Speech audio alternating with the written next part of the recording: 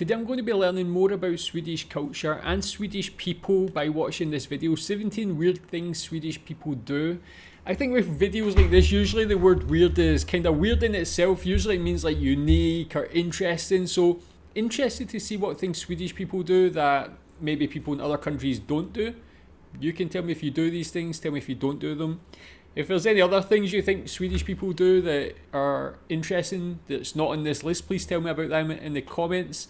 Let's watch. This video is sponsored by none other than Squarespace, the best place to go when you want to get a domain or create a website or online store.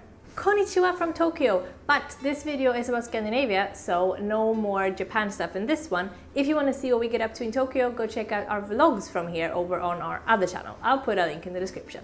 I asked you guys over on Instagram which videos you want me to make, and this was one of the most popular ideas. Now, all countries have their own weird customs and behaviors, and Swedes definitely are no exception. I'm Swedish myself, and a lot of these things I didn't realize were completely bonkers until I left and moved to another country. I thought this is just how people behave, it's human nature all over the world, but no, people do not behave like this everywhere. It's time to roast my own country people and call them out on their strange and embarrassing habits. Okay, I'm one of them, so I'm gonna roast myself today as well. Let's do it. In Sweden, no one is ever better than anyone else. It's considered completely vulgar to brag about yourself or even slightly point out one of your good sides. If someone gives you a compliment, you can't say just thank you. Instead, you have to go like, oh no, not me, not at all, I'm not good at this at all. All this makes job interviews a kind of tricky business in Sweden. Swedish people... Yeah, that one I've heard before, Jantelagen, is it? I think it's cool because I think it's good to be humble. I think that's just a good trait to have as a human being. I feel like there's nothing more annoying than people who are just over the top in praise of themselves.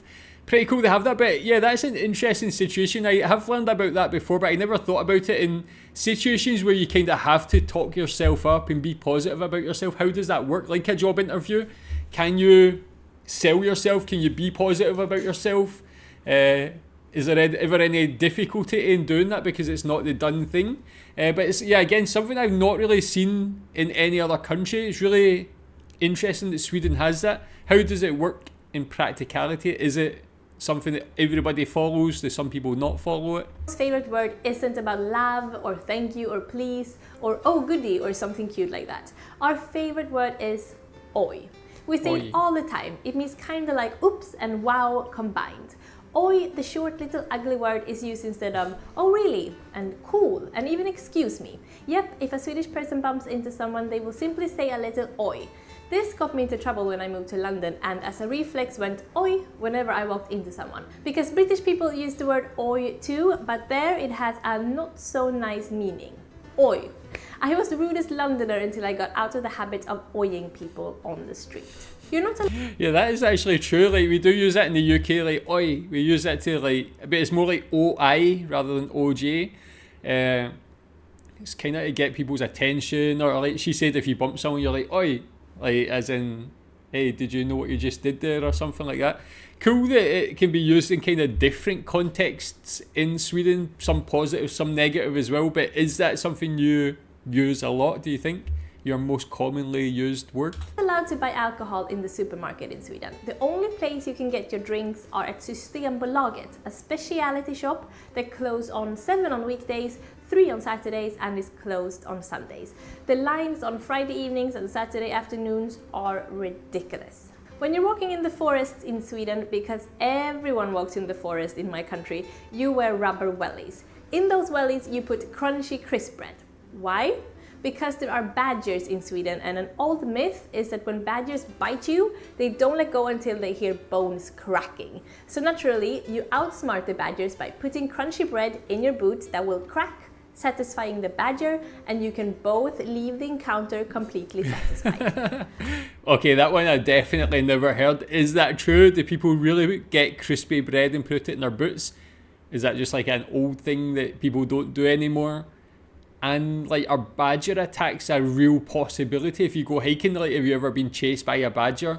Yeah, I mean, I've watched a lot of videos about Swedish culture. That's definitely not something I've seen before. It makes sense in a way. I can imagine if that replicates the sound of crunching bones, it would work. But I just wonder how much that actually happens. A big problem in Sweden is the boys in the north. Sweden is a very long country, and up in the northern part it's cold, dark and gloomy. Beautiful, but oh man, the weather is tough. Also, there are no big cities and not as many work opportunities as in the southern parts, so a lot of Swedish girls have ambitions. They move south the day after graduation, trying their luck in Stockholm or Gothenburg, for example. The boys aren't as ambitious, staying behind, so there are actually whole villages in Sweden with very few young women, only a bunch of very lonely dudes. Again, is that true? It kind of makes sense if that actually is the case, that women just move to other places. But I would have thought it would have just been equal, just maybe rather than a gender divide, I would have thought there would be more like an age divide where the younger generation would be more inclined to go whether they're male or female just to get more opportunities for work. But if that is the case, that's definitely very uniquely Swedish.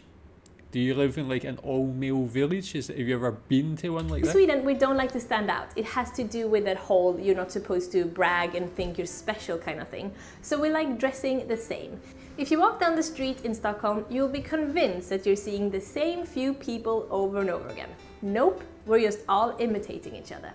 If you want to be cool in Sweden, you'll speak super cutely to strangers. Don't ask me why this is cool, but people go like, "Hi sweetie, hey gullet, hi missy," no matter who you're talking to. Even the 56-year-old bus driver with prison tattoos is in on it. We are an extremely reserved people. We do not like talking to strangers or even talking to acquaintances. We hate it when we see someone we know on the street because then we have to talk to them. Before leaving the apartment, we look in the little peephole to make sure that no neighbor is out there waiting for the elevator.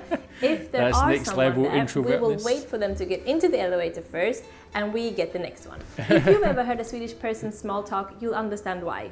Which brings me to, if you ask a Swedish person, "Hi, how are you?" don't expect to get a "Great, how are you?" back. Don't ask someone how they're doing in Sweden if you don't want to get depressed. We love to complain. We will tell you the gory details of our kid's ear infection, the horrible way our dentist messed up our tooth yesterday, how expensive everything has become, and how we've not been sleeping well lately.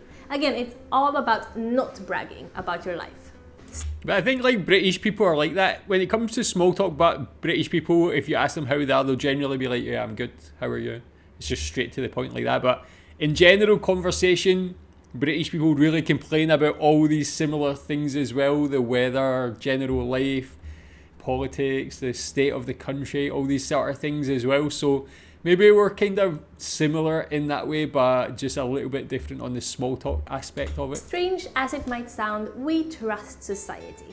We believe strangers are good people and we never ever expect to be hustled or tricked. It was a shock for me moving to London and realizing that I had to watch my back. My whole life up until then, I'd just been a trusting person because in Sweden, in general, you really can be. To sound friendly, we like doubling up words to be cute. Hey hey, tack tack. Mosh mosh, puss puss, tjena tjena, god kväll, god kväll. See, it works. Cute and friendly.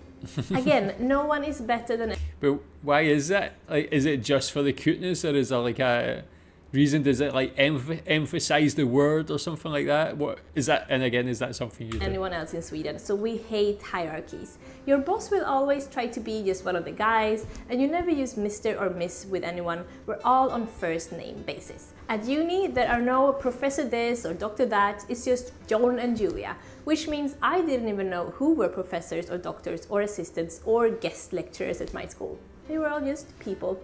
This isn't strange. It's hygienic, people. Take off your bloody shoes. It's nasty having them on indoors. Barbaric.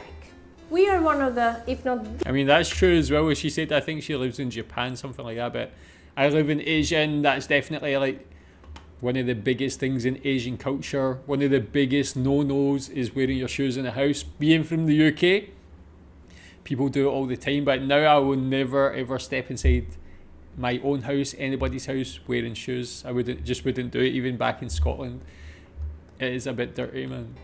We are one of the, if not the, most coffee drinking people on earth. Yet we don't have different kinds of coffee. It's all just a cup of coffee, en kopp kaffe. No macchiatos or ristrettos or affogatos or espressos, it's just coffee with portor if you're lucky, which means a refill. Oh, there's one other type that old people drink. It's called kaffe på fat, which means coffee on saucer. Yep, they pour some coffee onto their saucer, place a sugar cube in between their teeth, and then slurp the coffee from the saucer through the sugar cube. Nasty stuff, but I used to love it as a kid though. We're a feminist people and it shows in our fashion. Women like to dress quite masculine because it makes us cool. Men get away with dressing hipstery, soft and cute because that makes them cool enough to be comfortable in their own masculinity. It makes for great people watching. The Swedish style is just mwah. The crossover between the kebab and the pizza, with iceberg, lettuce and everything. Oh, and sometimes... I mean, yes to the kebab pizza. Iceberg lettuce, is that on the pizza? I guess she's going to explain that, but that one kind of just threw me. Yeah, that one I cannot do, man. The whole shebang gets covered with French fries just to get it all in there. A heart attack on a platter. I mean, that now she just won me back, covered in French fries. Kebab pizza covered in French fries.